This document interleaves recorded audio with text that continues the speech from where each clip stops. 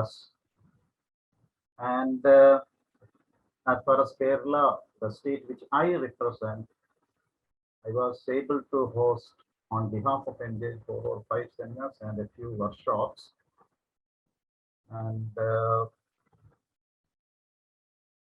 we had tried our best to contribute for the NJ also.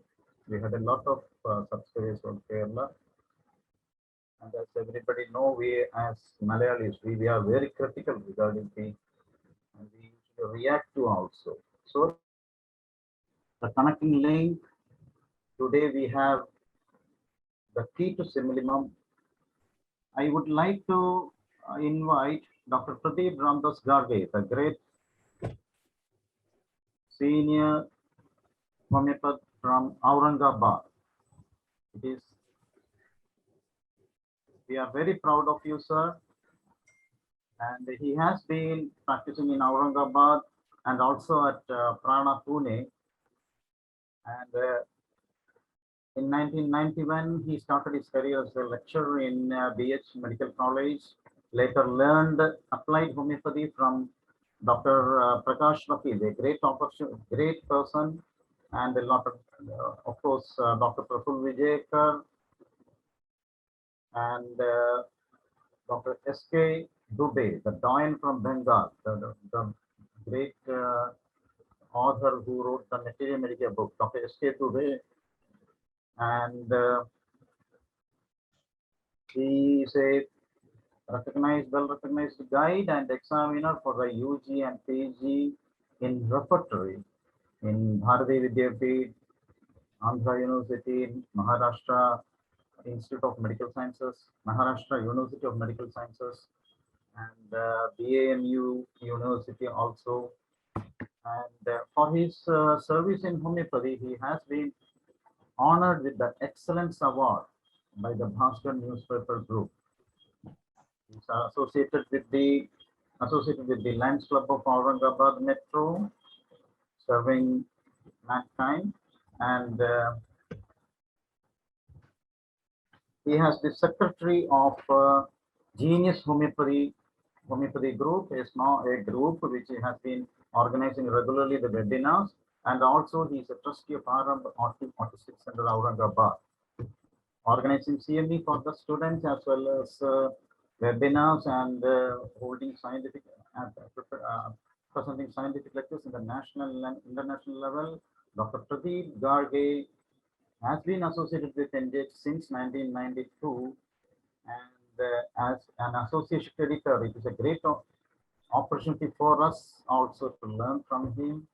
I would be honored to invite Dr. Pradeep Garge to present his cases and various lessons in his long year of practice in search of key to Similimum. Welcome, Doctor. Thank you. Good evening, everyone. Can you listen? Hello. Am I audible?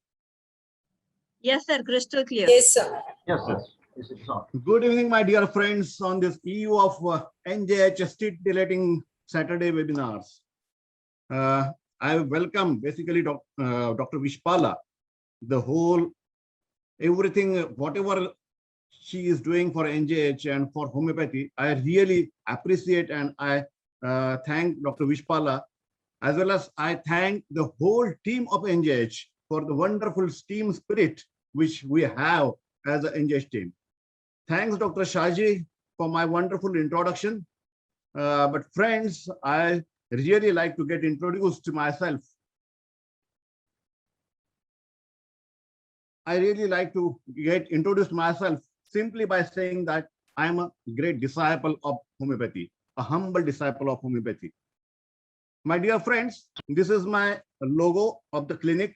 It is not for any advertisement, of course, but with some purpose, I am showing it to you all. Mainly look at the tagline of that my clinic, and it is life is simple. It's very important. Life is simple. This comes from two things. One, it is the simplicity of the homeopathy. It is the simplicity of homeopathy with which it is working. And another most important, which has been introduced by Kent as the simple substance. It is a simple substance, which that concept, whole world as well as homeopathy is existing. My dear friends, I will tell you very frankly, though it is simple, the simple things are most difficult. The simple thing is not the much simple as we think. It is much complex as we proceed to treat the patient. We get confused with the ideas that are wandering from every corner of homeopathic world. Beginners as well as students, they get confused as to how to get the minimum. What is the ideal way? Which is the ideal approach to get the minimum? In search of ideal approach, many students attend different seminars and webinars, and they try to learn the things in easy manner. They catch the extract, cut short, and mimic the teacher. Different lectures, the vast homeopathic literature, different opinions of authorities strongly propound various approaches and concepts to find the key which will lead to the minimum. Few suggest polypharmacy. They suggest polypharmacy with excellent results. Few suggest single medicine, a single dose. The other group will suggest, oh, you must use mother tinctures, my dear friend. Otherwise, you will not get very fast result. And some will say, without biochemics, you cannot get results. So everything is confused. Then the approaches, they are being treated. They are being taught to us. The Bonninghausen approach, then Kent approach, Synchron approach, Pichulkas approach, Yao, Tao, many approaches. So the question arises then, what to follow? And the homeopath, the beginner, they are all confused. You accept this? Yes, everyone is accept. They are confused. But will you please mute yourself? The instructions in the organ of medicine are very clear. If we go through it properly, we'll get solution to every question. Instead of reading organ of medicine, instead of reading materia medica, instead of reading chronic diseases, we try to cut short the path and try to reach the goal easily, and which eventually fails. It doesn't mean that we should not learn from teachers. Yes, we must learn from teachers, but it requires the teacher with broad vision, coupled with wisdom and caution to warn the students, to warn the learners about the pitfalls one might encounter if one just sticks to one approach. This is very important. Everyone should be aware of this thing, because the student who becomes later on doctor and the doctor who is actually teaching everyone, they must give all whatever they have, but they should warn everyone that they should not stick to just one approach. To arrive at a minimum is, yes, definitely, it is difficult. But my friends, it is not impossible. We may fail, not homeopathy. We may fail to elicit meaningful information. We may fail to understand the patient. We may fail to appreciate what the patient may be trying to communicate. And that is the main problem. If we can understand the patient, if we can get the meaningful information, then the minimum is very possible. Otherwise, it is very difficult. The real and frequent obstacle is prejudice. Prejudice about one approach, prejudice about one method, prejudice about diagnosis, prejudice about a particular remedy. Friends, this prejudice during case taking in favor of a particular remedy leads to only justifying the symptoms of that particular remedy only. It blinds us. We cannot see any other or any different remedy, and then we cannot get result because we are looking at only one remedy, one, and then we are blind. Dr. Hahnemann was visionary. He was knowing this tendency of us, and that's why in aphorism number 83, he has warned all of us and guided us not to be prejudiced while taking the case. He says, the individualizing examination of a case of a disease for which I shall only give in these place general directions of which the practitioner will bear in mind only what is applicable for each individualizing case demands of the physician nothing but freedom from prejudice and sound senses, attention in observing, and fidelity in tracing the picture of the disease. My dear friends, remember this aphorism number 83 throughout your life, because that is the most important thing. That is the starting point when we start the case. If we are not remembering this, then everything goes and everything fails. But my dear friends, the basic question remains how to get the key. Whether we should have only one approach to different cases or whether different approaches to different cases. We have to find out the simillimum so that confusion persists. Which is the key? Which is the key to be used? So my dear friends, don't get confused. Dr. Gunwante, the great homeopath, he has rightly said that to untangle the web, you require an entry point, or in other words, you require a key, which will open up the case. If you want to come out of the chakra view, you must find out a proper path. And the key you can get very easily if you keep your mind open, if you look at the case without prejudice.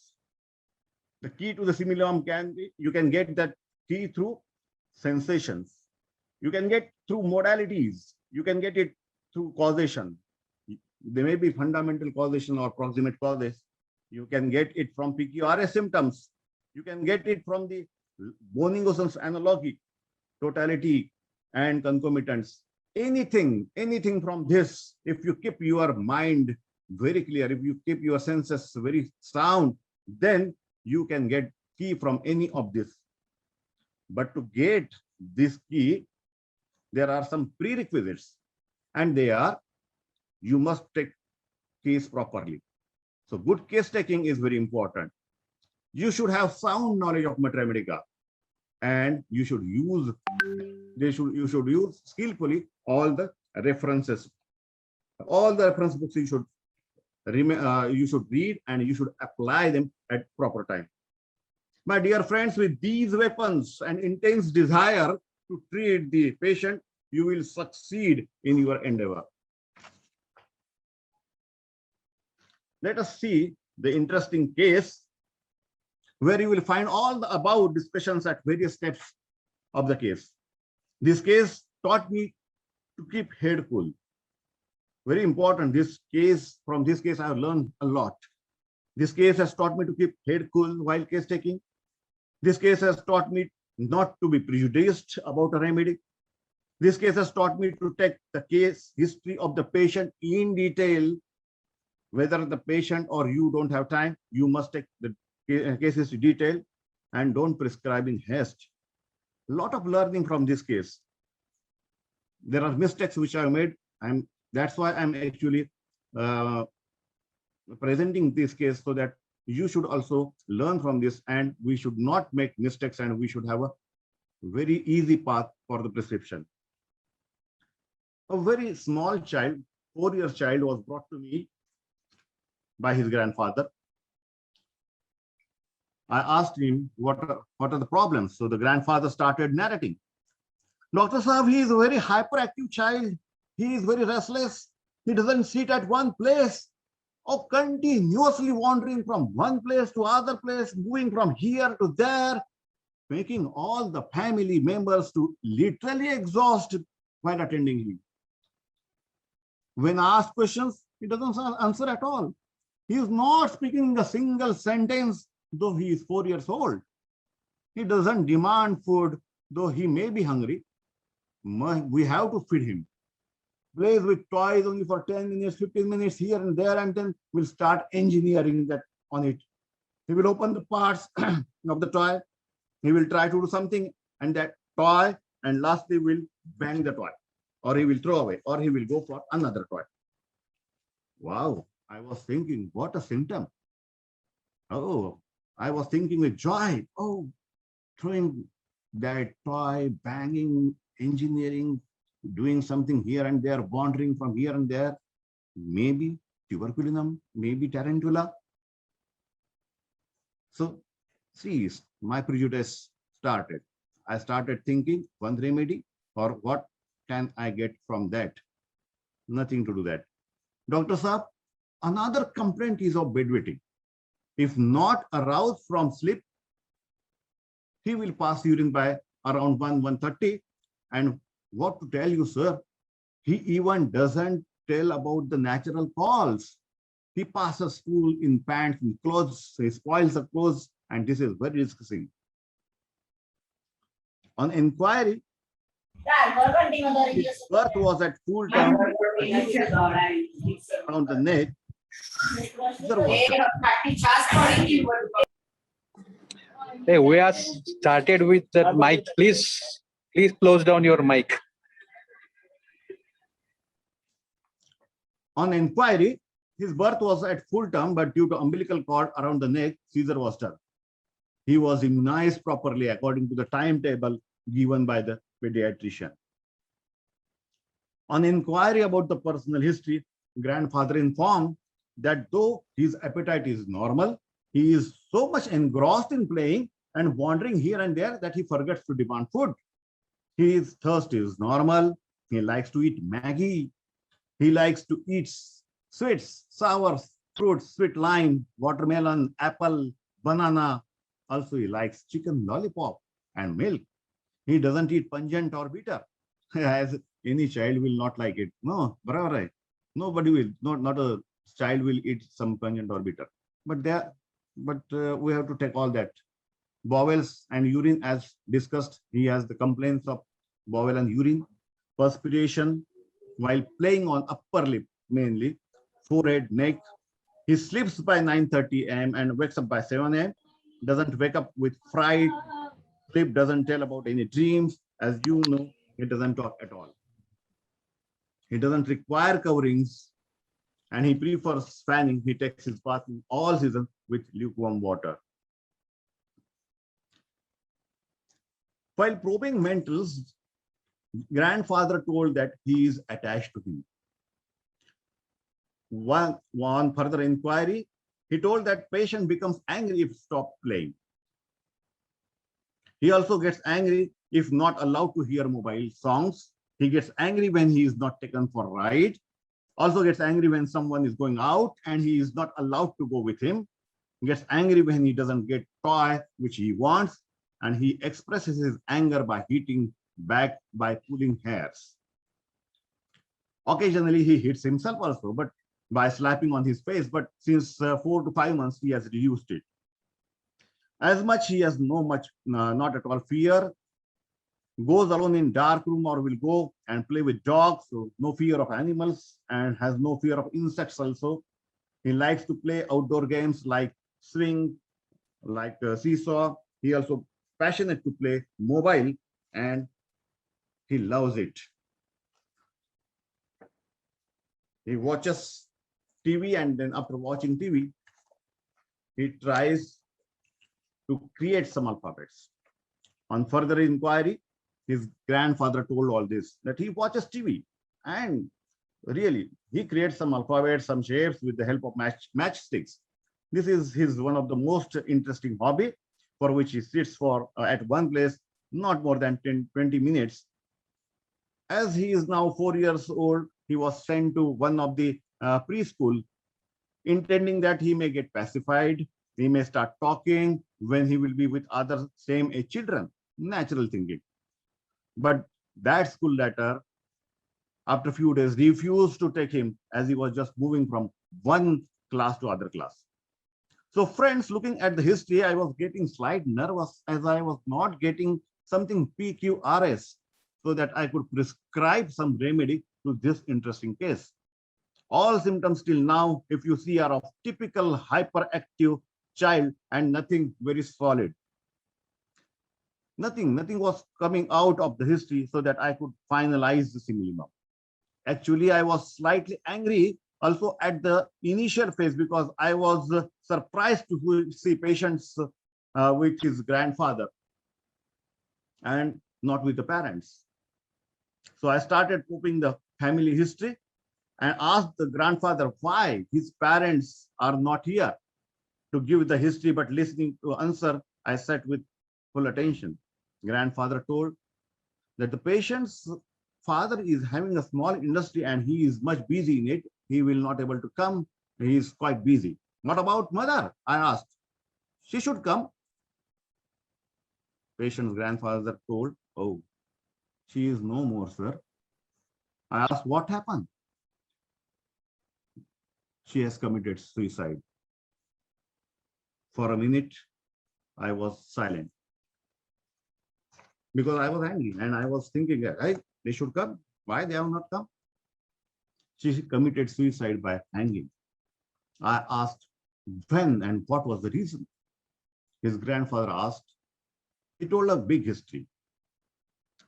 Doctor, basically she was not interested in this marriage, but due to parents' force, she got married. Further, she was not interested in continuing this pregnancy also. I asked him, hence interrupting the grandfather, why she was not interested in this marriage and pregnancy? Grandfather answers silently. She was in love with some other guy and they were about to marry, but her father, he was not interested in that marriage.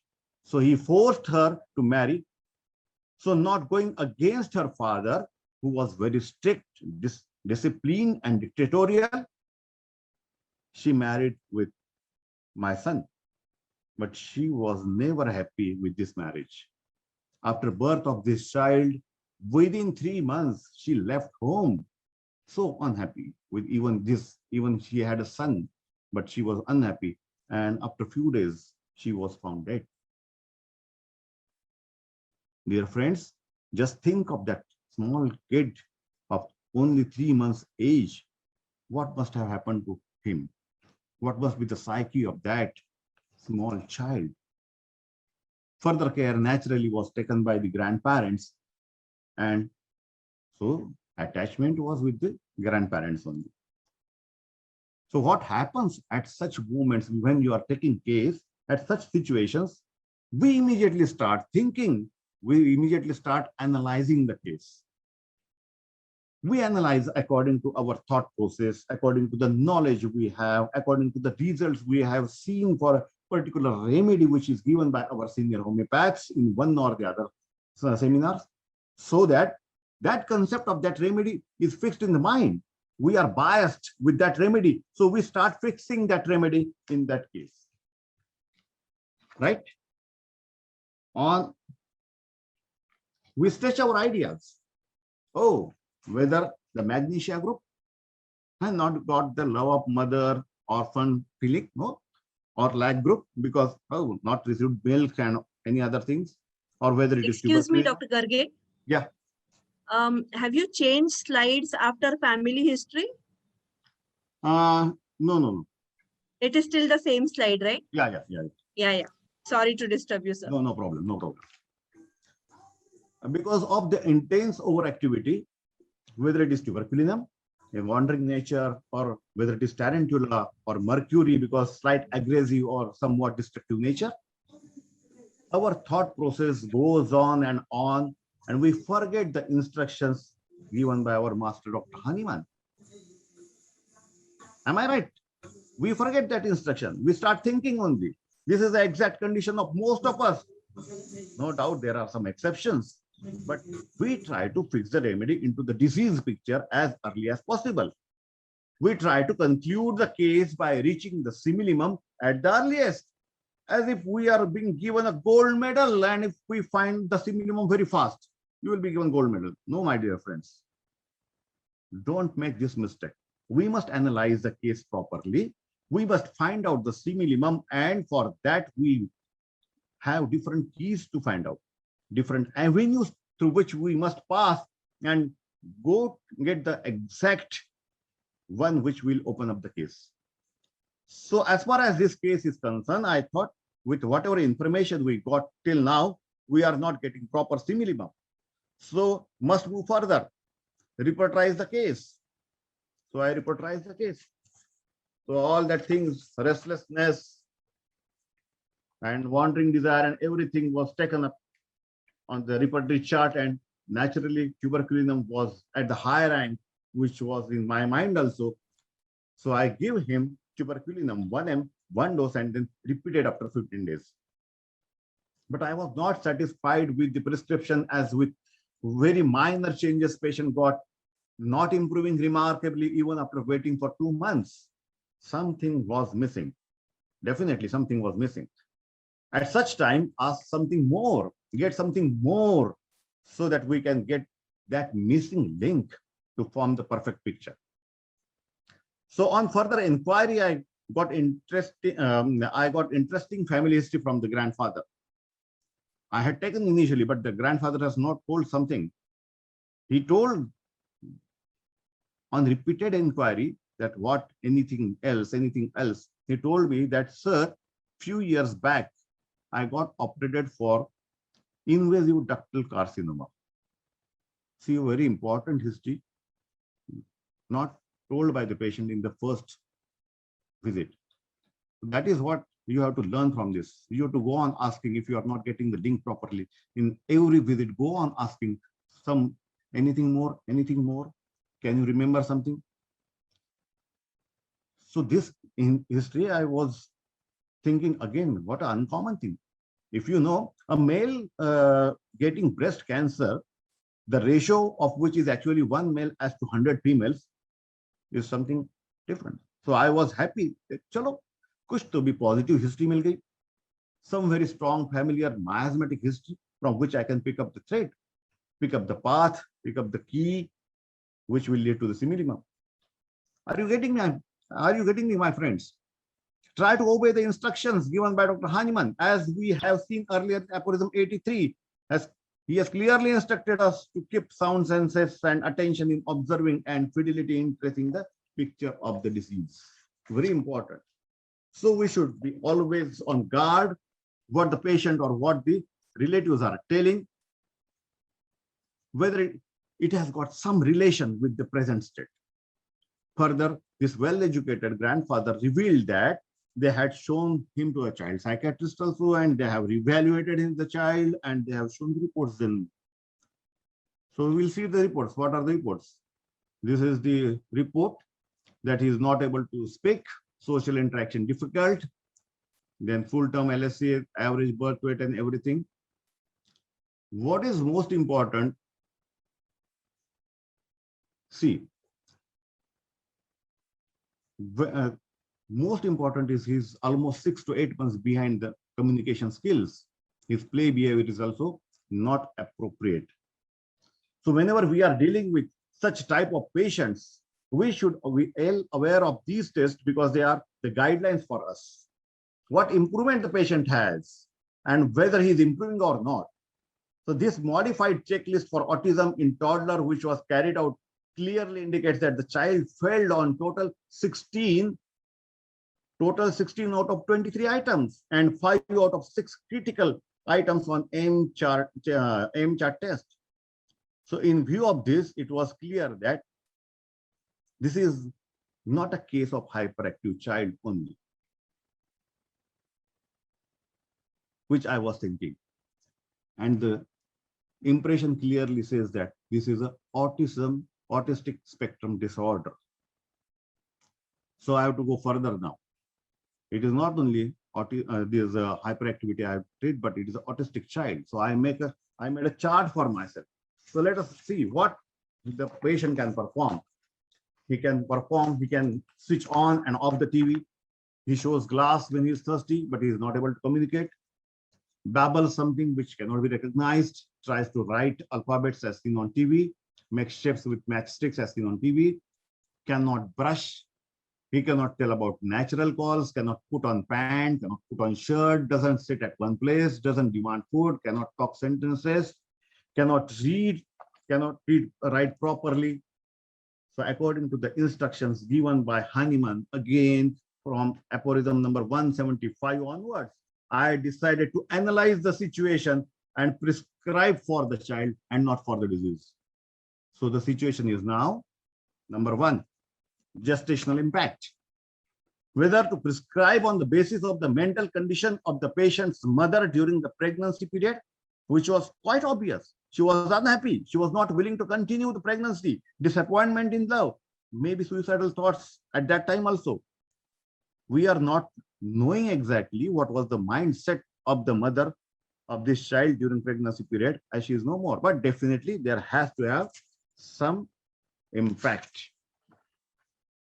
The situation number two, we have to prescribe on the basis of patient's restlessness, hyperactivity, late learning to talk, aggressiveness, and all other mental symptoms which we have gathered. Or situation number three, we have to think on the prescription on the therapeutic basis, like some specific medicines for autistic spectrum disorder. Can we prescribe? If we think according to the condition of the mother, which the situation number one, medicines like aurum metallicum, natrum muriaticum comes in mind. If we consider according to the patient's situation number two, we discussed and we prescribed tuberculinum that time, mercury, tarantula, and TUB comes in mind. And if we consider the therapeutics only, medicines like hyoscyamus, stramonium, agaricus comes in mind. But my dear friends, all above medicines doesn't seem to cover all the points. Just because I think, because I imagine this situation, it cannot be prescribed. As a simillimum, the medicine must cover physical symptoms, mental aspect of the patient along with the miasmatic background. Always remember, it is harmful if we prescribe only on one thing. What I think or what my teacher has given has got no role. It should be always what the patient is. So I must mix all the above. Number one, patient's physical symptoms and the mind symptoms which you observe of the child as he is not able to talk anything.